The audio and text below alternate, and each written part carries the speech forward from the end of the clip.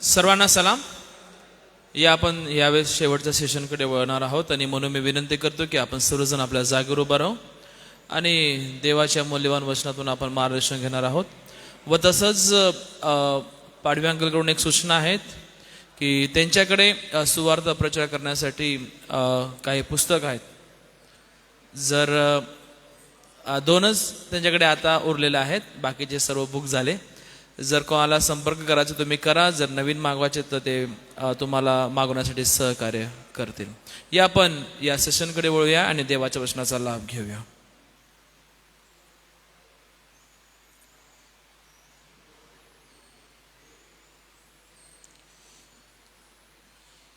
ठीक आहे. आज आपण परिवाराविषयी शिक्षण घेत आहोत आणि बायबलमध्ये काही इन्स्ट्रक्शन दिलेले आहेत.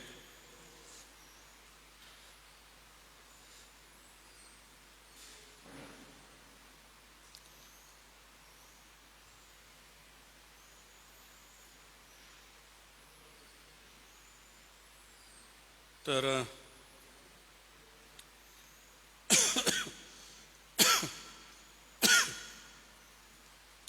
ठीक आहे. तर आपण आपला विषय कंटिन्यू करूया. तर आपण बघितलं की कोणासोबत आपण विवाह केला पाहिजे की केला नाही पाहिजे, आणि पती आणि पत्नी आपण शोधली पाहिजेत आणि निश्चितच वैवाहिक जीवन आपण जगलं पाहिजे. ठीक आहे. बरं, आता ह्या ठिकाणी किती जण मॅरिड आहेत? हात वरती करा.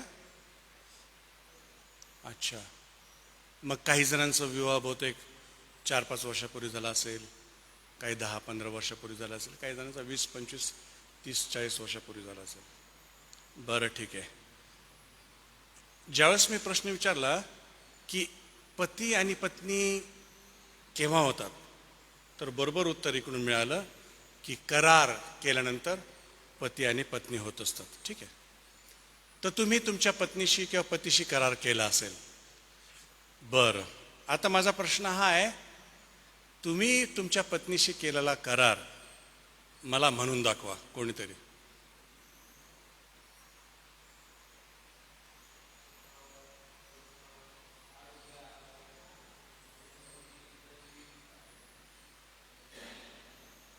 असे एक एक शब्द नका सांगू. सुखादुखात, आरोग्यात पूर्ण म्हणून दाखवा जो तुम्ही करार तुम्ही तुमच्या पत्नीशी केला होता.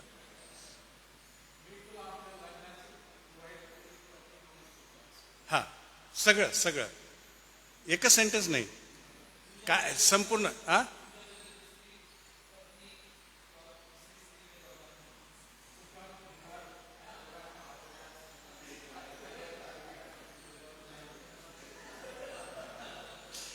मला प्रत्येक शब्द बरोबर आला पाहिजेत, सुरुवातीपासून तर शेवटपर्यंत. हा हा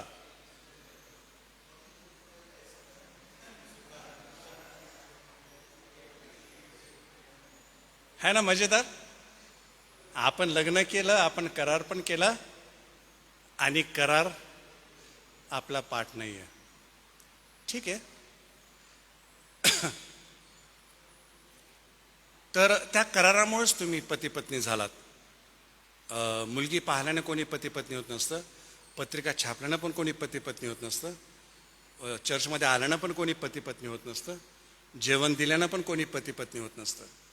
फक्त ज्यावेळेस करार केला जातो त्या करारामुळे तुम्ही पती आणि पत्नी होत असता. आणि कव्हनंटचं आणि कराराचे जे 5 मी कॅरेक्टरिस्टिक्स सांगितले होते, इन्ग्रेडियंट्स, त्याच्यामधलं शेवटचं होतं की ते रोज रिन्यू करावं लागतं. ठीक आहे. तर तुमचा विवाह होऊन 10, 15, 20, 25, 30 तुम्ही किती वेळा ते रिन्यू केलं, किंवा किती वेळा तुम्ही दोघांनी मिळून ते वाचलं किंवा आठवण केली? कोणी केलं का? ते तर रोज व्हायला पाहिजे. कव्हनंटचा हा एक भाग आहे, ते रोज व्हायला पाहिजे. ठीक आहे.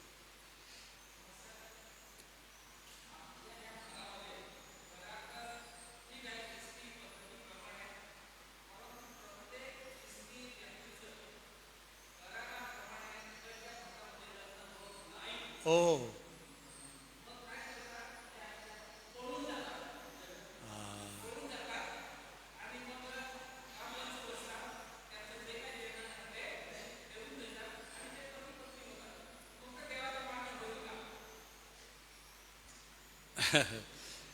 कठीण प्रश्न आहे, परंतु प्रॅक्टिकल प्रॅक्टिकल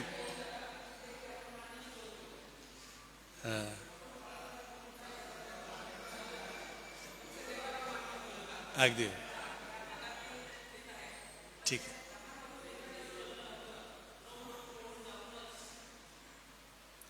तर ही एक समस्या आहे. म्हणजे मी पूर्ण ॲग्री करतो, भावानं जे म्हटलं ते बरोबर म्हटलं. परंतु एक ख्रिस्ती समाजामध्ये एक मान्य असा विवाह त्याला म्हणतात की जो विवाह देवाच्या साक्षीमध्ये आणि देवाच्या लोकांच्या साक्षीमध्ये आणि करार करण्याच्या द्वारे झाला, तो विवाह नॉर्मली शास्त्रानुसार योग्य आहे.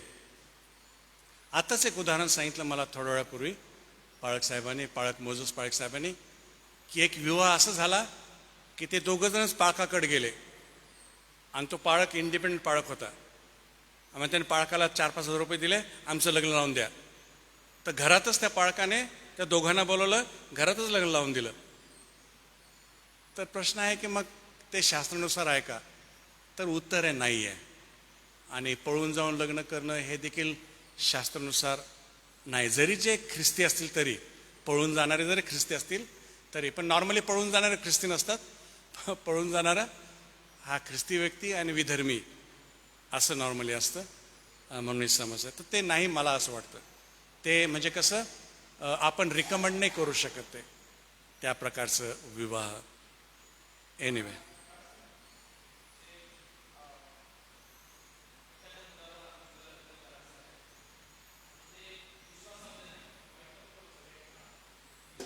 नाहीत आणि त्यांना चर्चमध्ये लग्न करायचं आहे. समजा मुलगी ख्रिश्चन आहेत किंवा मुलगा ख्रिश्चन आहेत आणि एक अविश्वासामध्ये आहेत, मग त्यांना लगेच लग्नासाठी काय पर्टिक्युलर ठिकाणी लगेच बाप्तिस्मा देतील. अच्छा.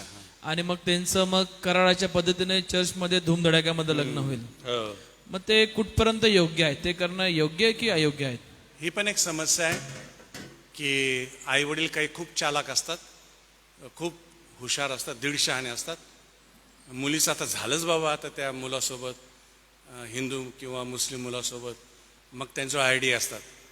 त्या मुलाच्या घरा, म्हणजे त्या मुलाच्या घराचा समजून सांगतात की उसको सिर्फ बाप्तिस्मा लेना है, फिर चर्च में लगाएंगे. त्यांना काही प्रॉब्लेम नसतो. मग त्याला बाप्तिस्मा देतात. आता बाप्तिस्म्याच्या फक्त 3च रिक्वायरमेंट आहेत. बाप्तिस्म्याच्या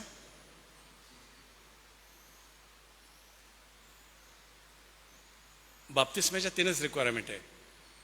एक, पश्चाताप झाला का, त्या व्यक्तीने पश्चाताप केला का, येशूचा स्वीकार केला का. दुसरी रिक्वायरमेंट आहे पाणी.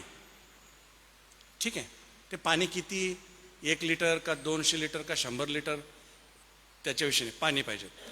आणि तिसरं आहे पिता पुत्र पवित्र आत्मा याचं नाव पाहिजे.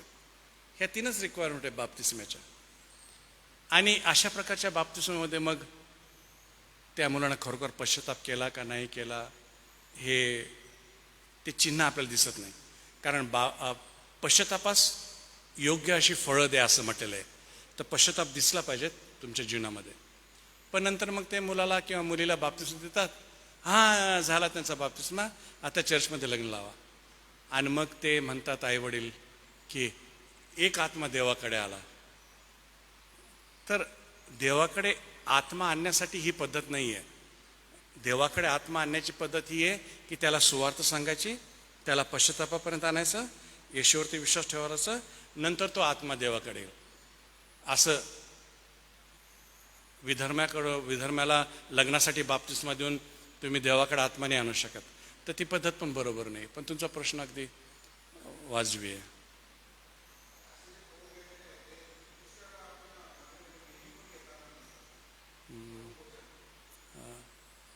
काय करावं, घेतात तर घेतात, काय करावं आता. आपण पाळकही नाही म्हणत नाही, परंतु ठीक आहे, विधी वगैरे ठीक आहे, परंतु मुळातच पायात चुकलेला आहे. तर विधी वगैरे त्या नंतरच्या गोष्टी आहेत. ठीक आहे, आपण आपल्या विषयाकडे वळूया. प्रश्न बंद. ठीक आहे, एक आहे आला माझ्याकडे प्रश्न, पण तो तारणाशी रिलेटेड आहे, तर आपण बघू. बरं, मग कोणालाच माहीत नाही ना, आठवत नाही ना कोणाला केलेला करार पूर्ण? तर घरी गेल्यानंतर तुम्हाला एक होमवर्क देतो. घरी गेल्यानंतर तो करार लिहून काढा आणि मग भिंतीवरती चिपकवा आणि रोज पत्नीला घ्या, दोघंजण वाचत जा आणि मग त्याच्यामध्ये तुम्ही काय वचन दिलं होतं ते तुम्हाला आठवाल आणि त्याप्रमाणे तुम्ही वागाल. ठीक आहे. कुटुंबाविषयी बायबल बरंच काही बोलतं, खूप बोलतं, पण त्याच्यातले कमीत कमी 7-8 वचन मी तुमच्यासमोर आज मांडणार आहे. आणि 7-8 नाही, जवळपास 12-13 वचन आहे माझ्याकडं कुटुंबाविषयी.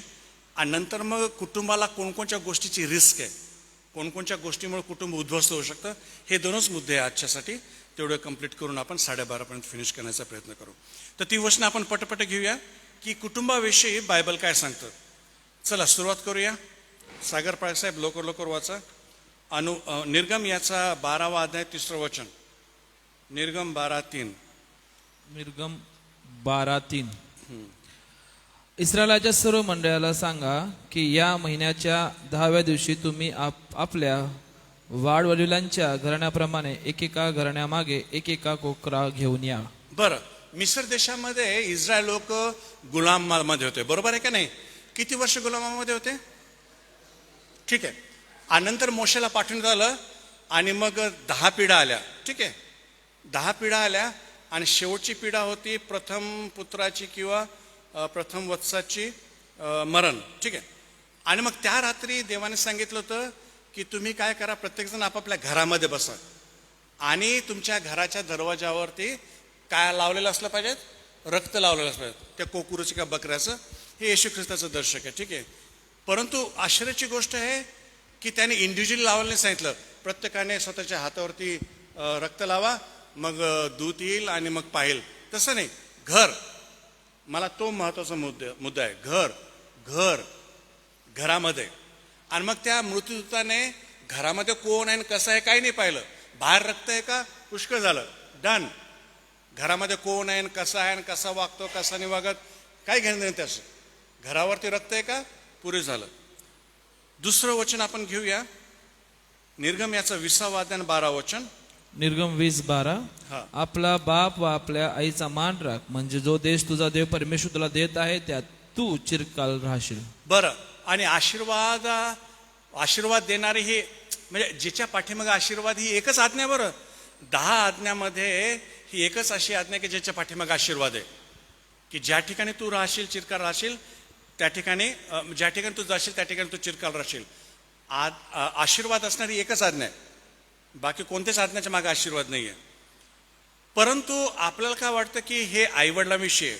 फक्त आईवडिलांविषयी नाही आहे. जर तुम्ही माझ्यासोबत काढाल मत्तेकृत शुभवर्तमान याचा 1ला अध्याय आणि 16 वचन. मत्तेकृत शुभवर्तमान याचा 1ला अध्याय आणि 16 वचन. आणि याकोबाला योसेफ झाला, ज्या मरियेपासून ख्रिस्त म्हटलेला येशू जन्माला तिचा. आता मरियेचा जो पती आहे त्याचं नाव योसेफ आणि मत्त्यामध्ये योसेफाच्या बापाचं नाव दिलं याकोब. आता तुम्ही लूककृत शुभवर्तमान याचा 3रा अध्याय आणि 23वा वचन वाचा. लूक 3:23. येशूने आपल्या कार्याचा आरंभ केला तेव्हा तो सुमारे 30 वर्षाचा होता. लोक त्याला योसेफाचा पुत्र असे समजत. योसेफ एलीचा. आता या ठिकाणी योसेफाच्या बापाचं नाव एली आहे, मत्त्यामध्ये त्याच योसेफाच्या बापाचं नाव याकोब आहे. मग कसं काय? याचं सिंपल उत्तर हे आहे की मत्त्यामध्ये जी वंशावळ दिलेली आहे ती योसेफाची आहे. लूककृत शुभवर्तमानामध्ये जी वंशावळ दिलेली आहे ती मरियेची आहे. मरियेच्या बापाचं नाव एली होतं, पण या ठिकाणी त्याला योसेफाचा बाप म्हटलेलं आहे. ऍक्च्युअली तो योसेफाचा सासरा आहे, योसेफाचा बाप म्हटलेलं आहे. बायबल सासरा म्हणत नाही, बाप म्हणतं. आणि म्हणून शास्त्रानुसार तुमचे आई वडील हे आणि तुमचे सासू सासरे हे दोन्ही सारखेच आहेत. बायबल त्याला भेदभाव करत नाहीये. भेदभाव आपलं कल्चर करतं की आपल्या आईवडिलावरती प्रीती करायची आणि सासूचा द्वेष करायचा. हे कल्चर आपल्याला शिकवतं, बायबलने शिकवत. आणि म्हणून ज्यावेळेस ती आज्ञा दिली की तू आपला बाप व तू आपली आई याचा सन्मान कर, याचाच अर्थ आहे की तू आपला बाप आणि आई आणि सासू सासरे यांचा सन्मान कर, म्हणजे आशीर्वाद तुला मिळतील. तर कृपया सासू सासरे यांचा द्वेष करू नका बरं. हे बायबलनुसार चांगली बाब नाही आहे, नाही तर तुम्ही आशीर्वादाला मुकाल. नंतरचं वचन घ्या. अनुवाद याचा 26वा अध्याय आणि 13 वचन. अनुवाद 26:13. मग तो आपला देव परमेश्वर याच्या समोर असे म्हण, पवित्र केलेल्या वस्तू मी आपल्या घरातून काढल्या आहेत आणि तू मला दिलेल्या सर्व आज्ञांना अनुसरून त्या मी लेवी, उपरा, अनाथ व विधवा यांना दिल्या आहेत. मी तुझ्या कोणत्याही आज्ञेचे उल्लंघन केलेले नाही किंवा त्या मी विसरलोही नाही. आता ह्या ठिकाणी एक विषय आहे दशांश. तर त्या काळी लोकांना काय करावं लागायचं? निवास मंडपासमोर जावं लागायचं. ते किती दूर राहो त्याला तिथंच यावं लागायचं. आणि पहिला निवास मंडप हा शिलो ह्या ठिकाणी उभारला गेला होता. तर त्यांची पद्धत होती की त्याने जे काही देवाला अर्पण करायचं त्याने निवास मंडपासमोर यायचं आणि अर्पण करायचं. आणि ॲक्च्युली जसं आपण क्रीड बोलतो ना, अपोस्टल्स क्रीड, तसं त्यांना बरंच काही बोलावं लागायचं. आणि नंतर असं म्हणावं लागायचं की मी माझ्या घरातून, लक्ष द्या बरं, मी माझ्या घरातून पवित्र भाग काढून टाकलेला आहे. आणि तो पवित्र भाग हा शब्द फक्त दशांशाला म्हटलेला आहे. मी पवित्र भाग माझ्या घरातून काढून टाकलेला आहे, म्हणजे तो देवाला दिलेला आहे. तर ह्या ठिकाणी मला हे सांगायचं आहे की जो देवाचा पवित्र भाग आहे तो घरामध्ये ठेवणं चांगलं नाही आहे. तो देवाला देऊन टाकणं ही चांगली बाब आहे. ठीक आहे. यहोशुआ याचा 24वा अध्याय आणि 15 वचन. यहोशुआ 24:15. परमेश्वराची सेवा करणे हे तुम्हाला गैर दिसत असेल तर तुम्ही कोणाची सेवा करणार हे आजच ठरवा. महानदी पलीकडे तुमच्या पूर्वजांनी ज्या देवाची सेवा केली त्याची, किंवा तुम्ही राहत आहात त्या देशातल्या अमोऱ्यांच्या देवाची. मी आणि माझे घराणे परमेश्वराची सेवा करणार. तर परमेश्वराची सेवा करण्याचा डिसिजन कुटुंबाचा असतो, एका व्यक्तीचा नसतो. नवरा म्हणत नाही चला आता मी देवाची सेवा करतो. नाही, पूर्ण कुटुंबाने देवाची सेवा केली पाहिजे. आणि पूर्ण कुटुंबाने देवाची सेवा करण्यासाठी पाळकच बनणं आवश्यक नाही आहे. जर तुम्ही तुमच्या घरामध्ये जर देवाचं वचन रोज वाचत असाल, मनन करत असाल आणि प्रार्थना करत असाल, तुम्ही ऑलरेडी देवाची सेवा करत आहेत कुटुंब मिळून. पण तो निर्णय आहे, आपोआप नाही घडणार. किंवा मूड येईपर्यंत तुम्ही वाट पाहण्याची गरज नाही आहे. मूड कधीच येणार नाही आहे. तुम्हाला डिसिजन घ्यावं लागेल. आजपासून, उद्यापासून आपण सगळेजण रोज संध्याकाळी 6 वाजता 15 मिनिटासाठी बसणार आहोत. हा डिसिजन आहे. आणि तो डिसिजन घेतल्याशिवाय कधीच कुटुंब सेवा करू शकणार नाही. रूथ याचा 4था अध्याय आणि 11 वचन. रूथ 4:11. तेव्हा वेशीतले सगळे लोक व वडील जण म्हणाले, आम्ही साक्षी आहोत.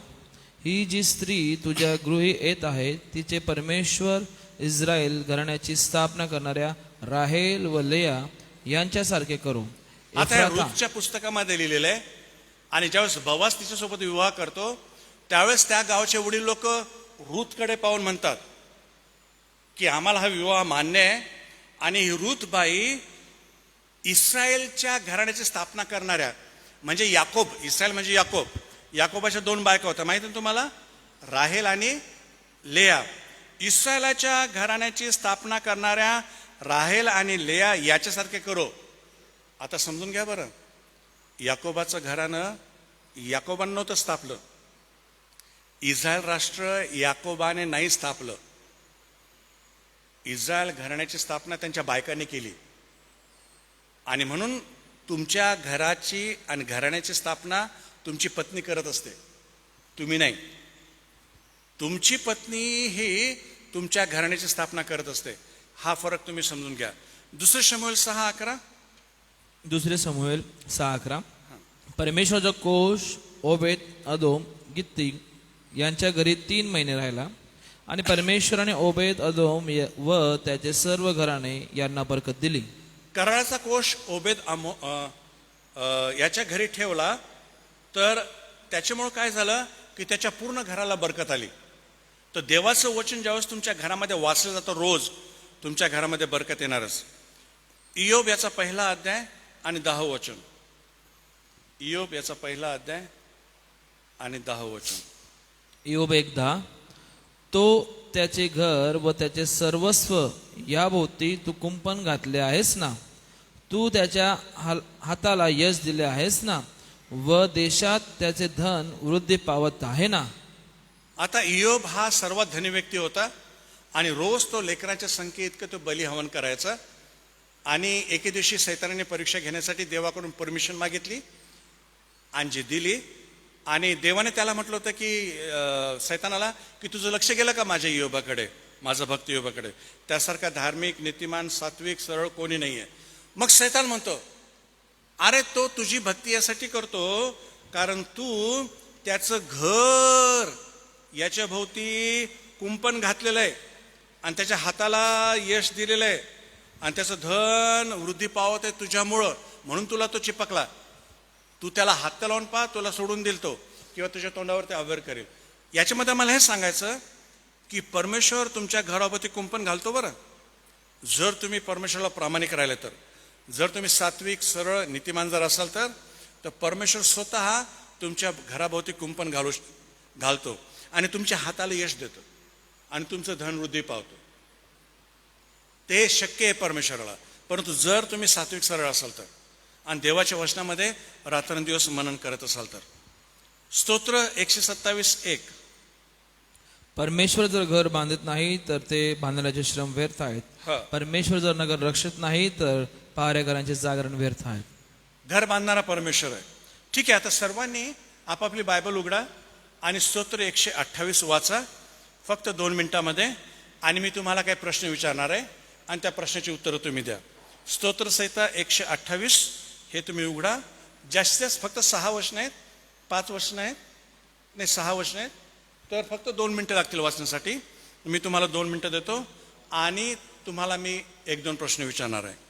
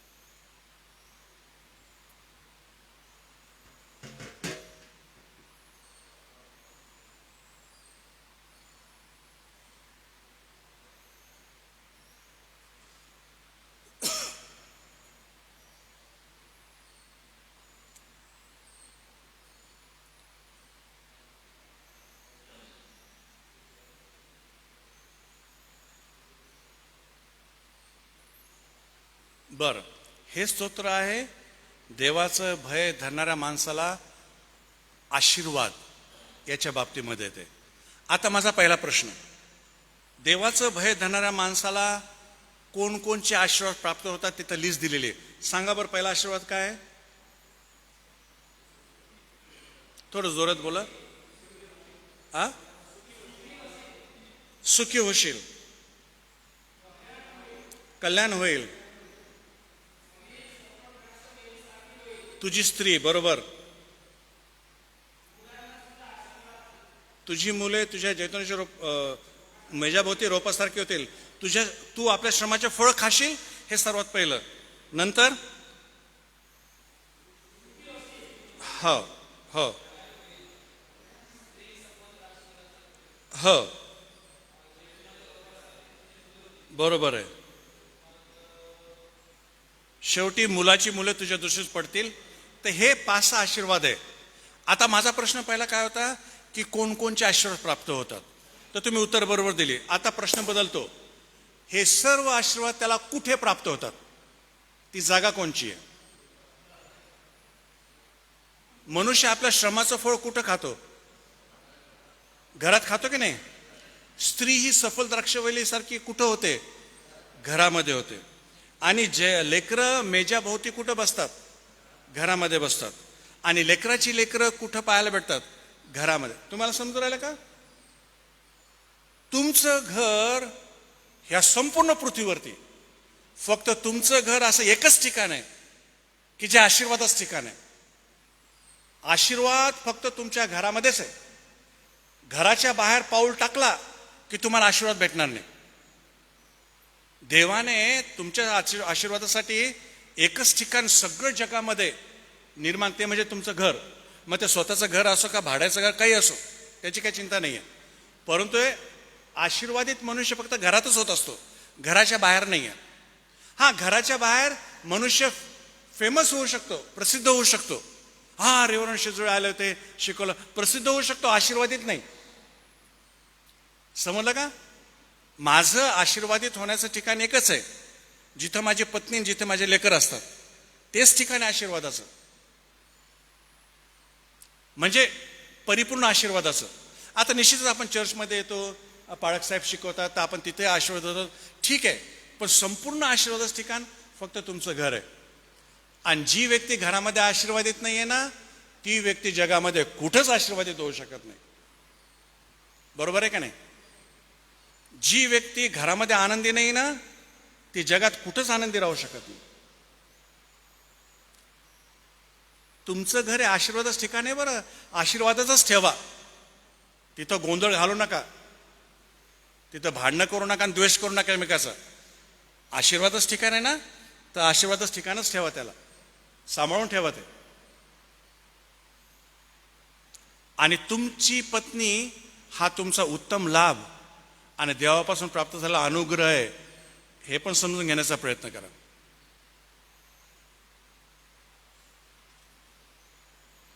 नीतिसूत्र याचा 17वा अध्याय आणि 19वा वचन.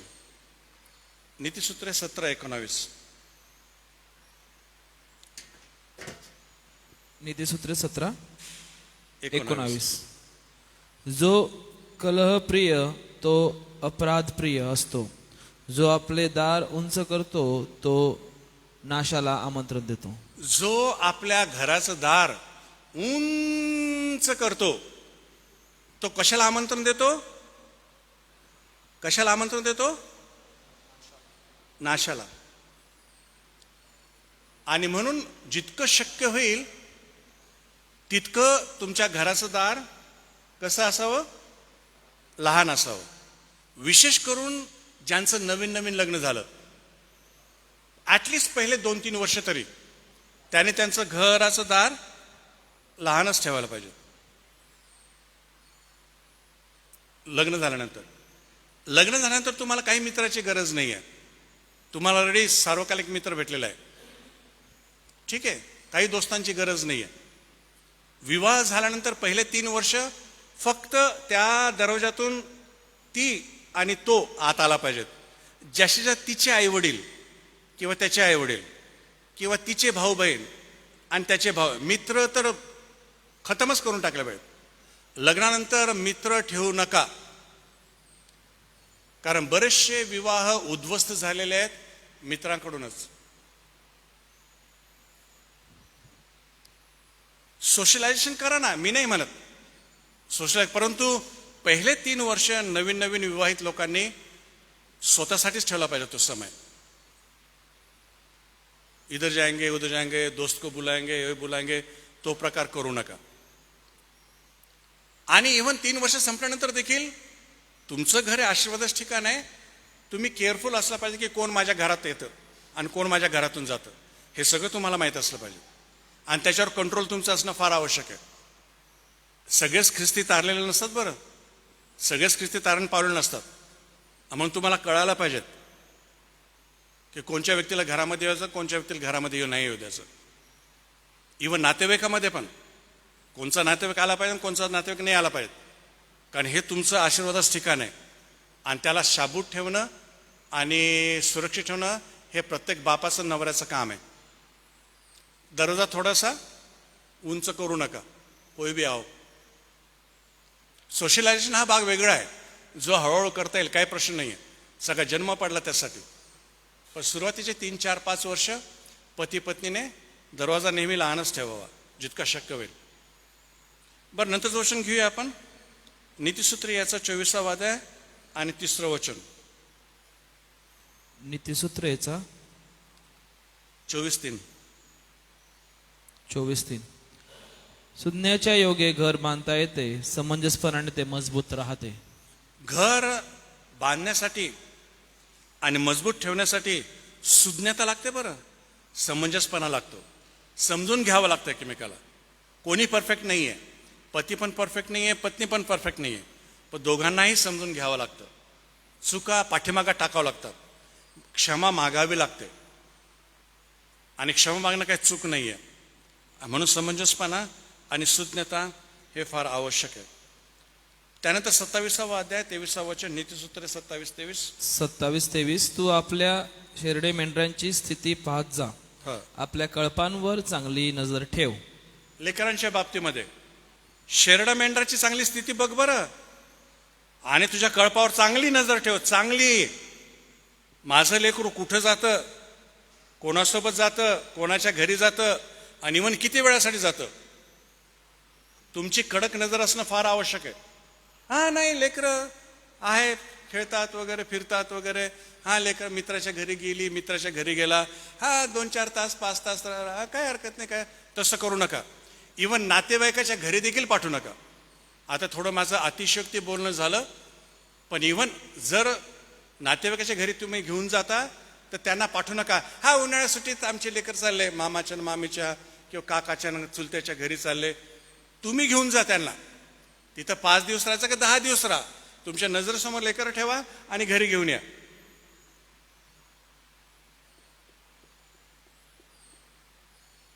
काही आईवडील मी बघितले, माझे मित्र आहेत ते. मुलगा म्हटला की पप्पा मी मित्रासोबत चाललो. नो प्रॉब्लेम, काही हरकत नाही, फक्त किती तासासाठी चाललं हे आताच सांग मला. पप्पा मला 2 तास लागतील. काही प्रॉब्लेम नाही, पण 2 तासानंतर घरात असला पाहिजे. आणि जर तुला 2 तास जास्त वर लागतील तर मला फोन करून सांगायचं की पप्पा अजून अर्धा तास लागेल. काही प्रॉब्लेम नाही.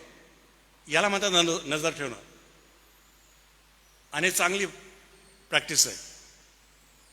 आणि बायबल सांगतं की मोकळं सोडलेलं पोर नंतर बापाला रडायला होतं. हे खरी गोष्ट आहे. कुठे गेला माहीत नाही, कुठे गेली माहीत नाही. असेल मित्रासोबत, तसं नसतं ते. आपल्या कळपावर चांगली नजर ठेव, हा ज्ञानी शलोमोन राजा सांगत आहे. आणि कळपावर नजर ठेवलीच पाहिजे त्यांचे लग्न होईपर्यंत. त्यांना जात झाल्यासारखं वाटू द्या, ते त्यांच्या भल्यासाठी आहे. आता नव्या करारामध्ये देखील 4-5 वचनं आहेत घराविषयी, ते आपण पाहूया. मत्ते याचा 7वा अध्याय आणि 24वा वचन. मत्ते 7:24. मत्ते 7:24.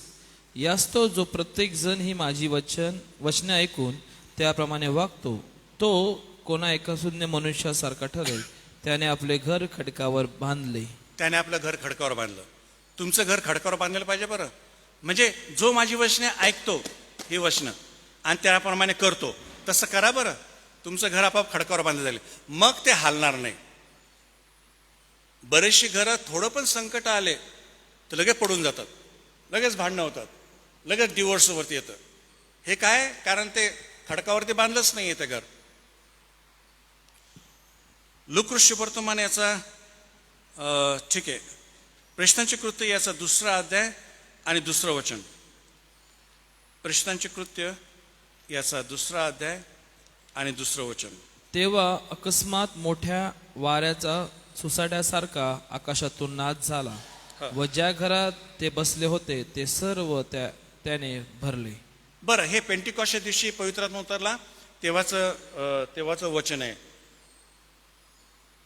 पवित्रात्मा कुठं उतरला माहिती आहे का? ज्या दिवशी पवित्रात्मा आला त्या दिवशी मंडळीचा जन्म झाला. पवित्रात्मा कुठं उतरला माहिती आहे का?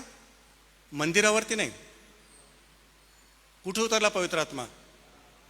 माडीवरती, घरावरती, घरावरती, घरावरती. समजून घ्या.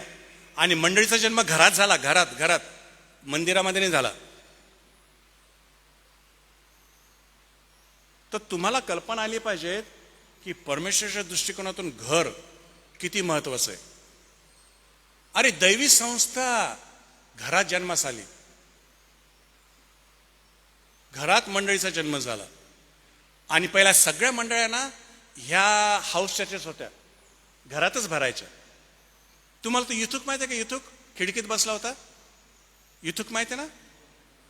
संत पावलं घरातच भक्ती भरवायचं. हे नंतर रोमन कॅथलिक लोकांनी ह्या बिल्डिंग उभ्या केल्या. बिल्डिंगचा काही संबंध नाही चर्चचा. आणि मग तेच आपण रोमन कॅथलिक लोक तेच आपण फॉलो केलं, म्हणून चर्च पाहिजे.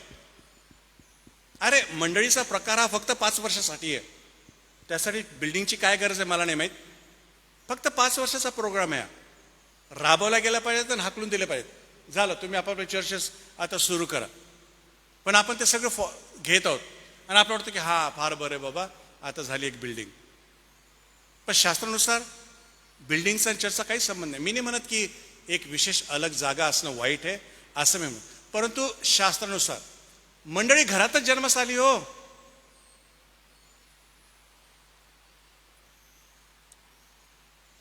त्यानंतर 1 तिमोथी याचा 3रा अध्याय वचन 4 आणि 5. 1 तिमोथी 3:4-5. हो, आपल्या घरची व्यवस्था चांगली ठेवणारा, आपल्या मुलाबाळांना भीड मर्यादेचे वळण लावून त्यांना स्वाधीन ठेवणारा असा असावा. कारण ज्याला आपल्या घराची व्यवस्था चांगली ठेवता येत नाही, तो देवाच्या मंडळीचा सांभाळ कसा करेल? आता तुमचं घर हे तुमचं ट्रेनिंग स्टेशन आहे मंडळीसाठी. तिथं तुमचं ट्रेनिंग होतं.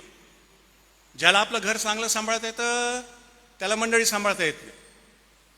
आणि म्हणून वडील नेमताना त्यांना आपलं घर बरोबर सांभाळायला का, लेकर त्याच्या आज्ञेत आहेत का, लेकर प्रभूमध्ये आहेत का, त्याने लेकरांना शिकवलं का, तरच त्याला वडील बनवा. नका बनवू, काही गरज नाही आहे. ज्याला घर सांभाळता येत नाही तो काय मंडळी सांभाळणार आहे? एक सिंपल कॉमन सेन्सची गोष्ट आहे. आणि संत पावलाने फार सुंदर प्रश्न विचारला. तर आपलं घर सांभाळता आलं पाहिजे, ही टॉप प्रायोरिटी तुमच्या जीवनामध्ये असावी. मग तरच तुम्ही मंडळी सांभाळणारे होऊ शकाल. तर जगामध्ये तुम्ही आला ना, तर सर्वात पहिले फॅमिली म्हणजे काय हे बायबलमध्ये समजून घ्यावं. पती बनणं म्हणजे काय हे बायबलमध्ये समजून घ्यावं. पत्नी बनणं म्हणजे काय हे बायबलमधून समजून घ्यावं. घर कसं चालवलं पाहिजेत बायबलमधून समजून घ्यावं. कारण तुम्हाला 70-80 वर्ष घरातच राहायचे आहेत, तर त्याचं ट्रेनिंग पहिले घ्या. तिथं तुम्ही परफेक्ट असाल ना, मग देव तुम्हाला मंडळीची सेवा करण्यासाठी उभा करेल किंवा निवडेल, आणि लोक निवडून देतील.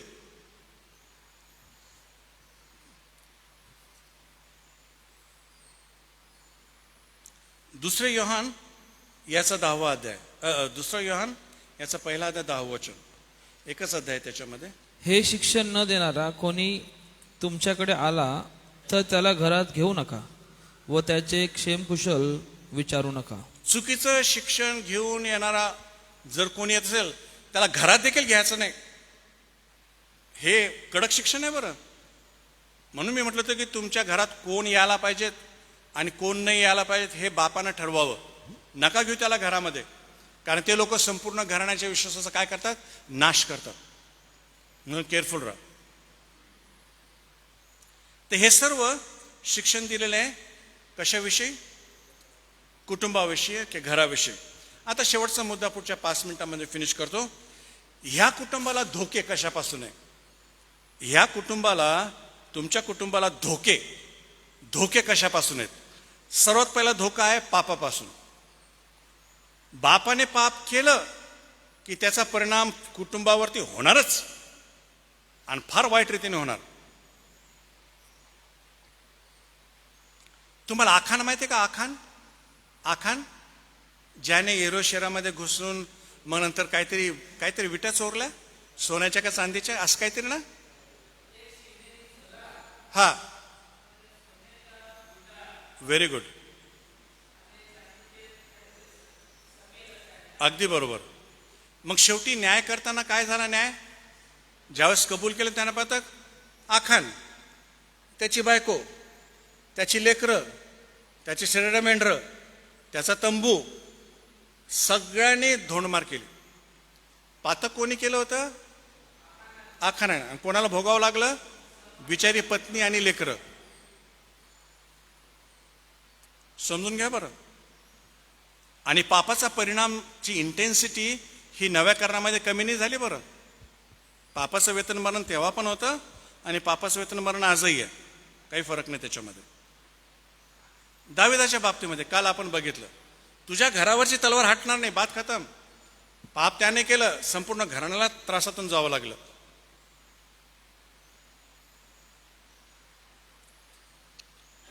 दुसरा धोका आहे घराला आणि कुटुंबाला, तो म्हणजे पातकच आहे ते, पण त्याला व्यभिचाराचं पातक म्हणतात.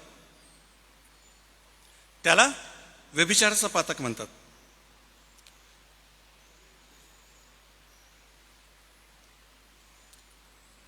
मलाकी याचा 2रा अध्याय वचन 14, 15 आणि 16. मलाकी याचा 2रा अध्याय वचन 14, 15 आणि 16. मलाकी याचा 2रा अध्याय वचन 14, 15, 16. हा. तुम्ही म्हणता असे का? कारण तुमच्यामध्ये व तुझ्या तारुण्यातल्या स्त्रीमध्ये परमेश्वर साक्षी आहेत. हम्म. ती तर तुझी सहचारणी व तुझी कराराची पत्नी असून तिच्या बरोबर तू विश्वासघाताने वागला आहेस. ज्याच्या ठाई आत्म्याचा थोडा तरी अंश आहे, अशा कोणीही असे कधी केले नाही. देवाला अनुसरणाऱ्या संततीची इच्छा करणारा कोणी आहे काय? याकरता आपल्या आत्म्याला जपावे व आपल्या तरुणपणाच्या पत्नीचा कोणी विश्वासघात करू नये. परमेश्वर इस्रायलाचा देव म्हणतो, मला सुटपत्राचा तिटकारा आहे. म्हणून सेनाधीश परमेश्वर म्हणतो, जो आपल्या पत्नी बरोबर क्रूरतेने वागतो त्याचा मी द्वेष करतो. तुम्ही आपल्या आत्म्याला जपा, विश्वासघाताने वागू नका. आता ह्या ठिकाणी 3 गोष्टी शिकण्यासारख्या आहेत. तुझी पत्नी, त्याला म्हटलं की कराराची पत्नी, आणि देव म्हणतो की मी साक्षी होतो त्या ठिकाणी. आणि म्हणून विवाह नेहमी देवाच्या साक्षीमध्ये आणि देवाच्या लोकांच्या साक्षीमध्ये झाला पाहिजे. त्यालाच ख्रिस्ती विवाह आपण असं म्हणू शकतो. आणि तो म्हणतो की तू आपल्या पत्नीबरोबर विश्वासघाताने वर्तला, म्हणजे जे करार केला होता तू की मी तुझ्यासोबतच प्रामाणिक राहील, तुला सोडून मी दुसऱ्या स्त्रीकडे लक्ष देणार नाही, किंवा तुला सोडून मी दुसऱ्या पुरुषाकडे, हे कराराचा भाग येतो. तुम्ही तो करार तोडला जर तुम्ही व्यभिचार केला असेल तर. आणि मग पुढे तो म्हणतो की ज्याच्या ठाई आत्म्याचा थोडा तरी अंश आहे, ज्याला थोडी तरी अक्कल आहे, थोडं तरी डोकं आहे, तो ह्या प्रकारचं पाप करणार नाही, आपल्या पत्नीच्या विरोधामध्ये किंवा पतीच्या विरोधामध्ये. आणि पुढे तो म्हणतो की ज्याला वाटतं की देवाला अनुसरणारी संतती मला प्राप्त व्हावी, त्याला कधीच ती संतती प्राप्त होणार नाही. व्यभिचारी पुरुषाला चे लेकरं कधीच देव भिरून निघू शकत नाही.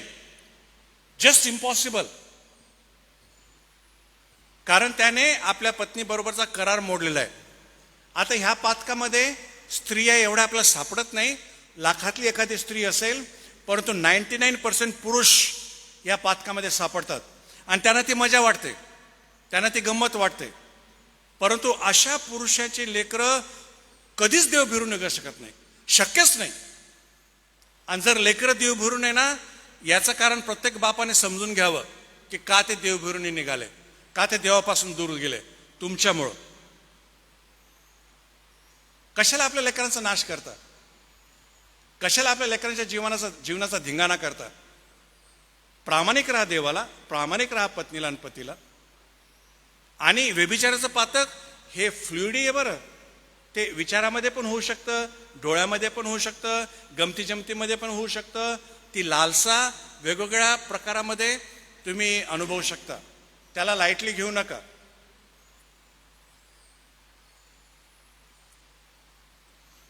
ही एक फार मोठी रिस्क आहे. तिसरं रिस्क आहे जी मत्ते याचा 12वा अध्याय आणि 25वा वचन. मत्ते 12:25. मत्ते 12:25. येशूने त्यांच्या मनातील कल्पना ओळखून त्यांना म्हटले, आपसात फूट पडलेले प्रत्येक राज्य ओसाड पडते आणि आपसात फूट पडलेले प्रत्येक नगर किंवा घर टिकणार नाही. आपसात फूट पडलेलं घर कधी टिकत नसतं. आणि मग घराची युनिटी ठेवा बरं. घराची युनिटी ठेवा, घराची युनिटी ठेवा, फूट पडू देऊ नका. शहरामध्ये एक समस्या आहे की आईवडील आपल्या जुन्या चर्चमध्ये जातात आणि लेकरं त्या ठिकाणी जातात ज्या ठिकाणी थोडंसं म्युझिक चालतं, गाणे चालतात, गिटार चालतं, ड्रम चालतं, नाचायला भेटतं थोडंफार, तिकडे जातात. मग तिकडून येऊन मग काहीतरी सिद्धांत घेऊन येतात आणि मग तो आईवडिलासोबत वाद घालत राहतात की नाही नाही असं आहे, तुम्हाला पैसे दान भेटलेलं नाही आहे आणि हेच खरं आहे, तेच खरं आहे, तेच खरं आहे, आणि मग घरामध्ये फूट पडते. याला सैद्धांतिक फूट असं म्हणतात.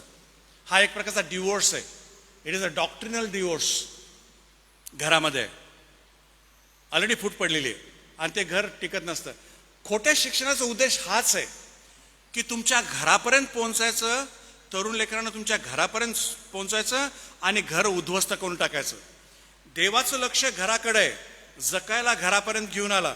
सैतानाचं लक्ष, खोट्या शिक्षकाचं लक्ष घराकडे आहे, घर उद्ध्वस्त करण्यासाठी.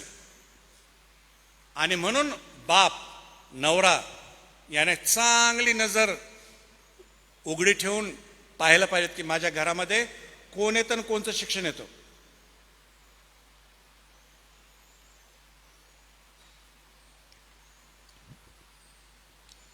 त्यानंतर डिवोर्स ही एक फार मोठी समस्या. आताच आपण वाचलं की देवाला सूतपत्राचा वीट आहे. बायबल सांगतं देवाला सूतपत्राचा वीट आहे. हे मलाकी 2:16 मध्ये म्हटलेलं आहे. देव म्हणतो की मला सूतपत्राचा तिटकार आहे. हे पण घर उद्ध्वस्त करतं. आणि बरेच तरुण लेकरं याच्यामधून चाललेत. ते तर ते उद्ध्वस्त होतं, त्यांचे लेकरं पण उद्ध्वस्त होऊन जातात. आणि सूतपत्र झालेल्या कपलचे लेकरं कधीच आनंदी निघत नाही. ते समाज विध्वंस करणारे लोक लेकरं निघतात. ते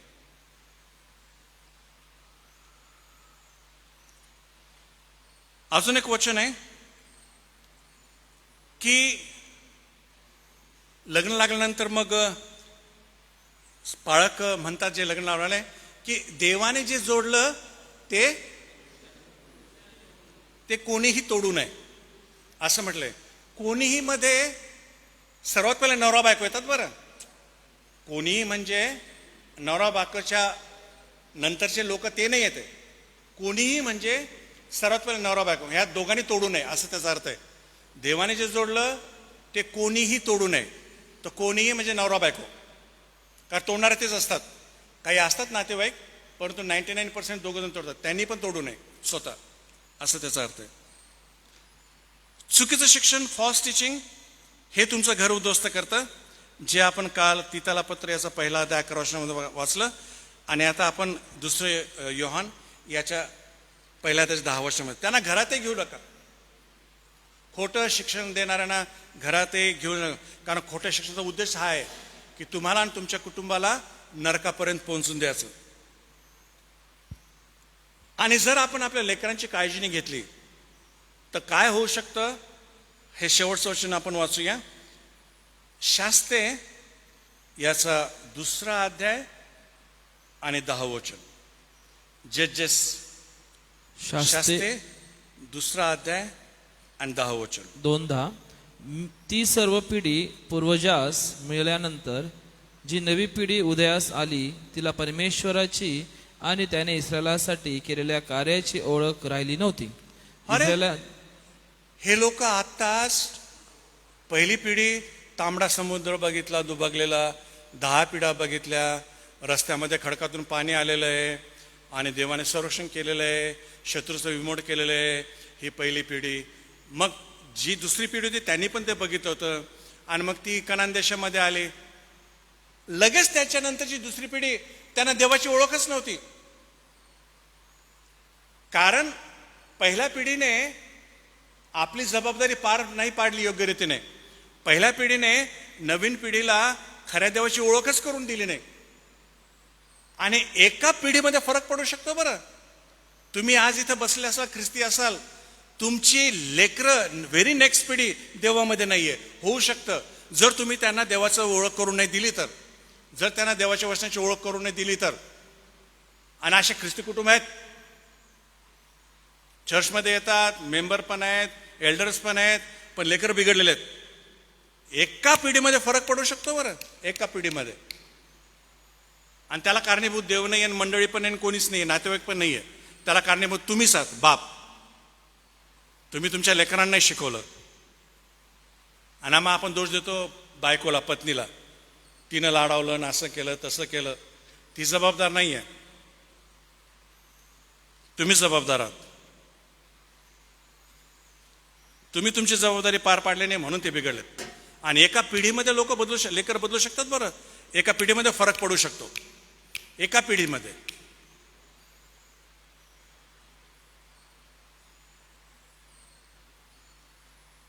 आणि म्हणून शेवटचा एकच मुद्दा मांडतो. सर्वात पहिलं आपलं घर बांधायला शिका. हो, मंडळी नंतर बांधा, काही गरज नाही. मंडळी बांधणारा देव आहे, त्याची मंडळी तो बांधल. तुमची जबाबदारी आहे की तुम्ही तुमचं घर बांधा पहिले, आणि चांगलं बांधा, मजबूत बांधा. लेकरावरती करडी नजर ठेवा.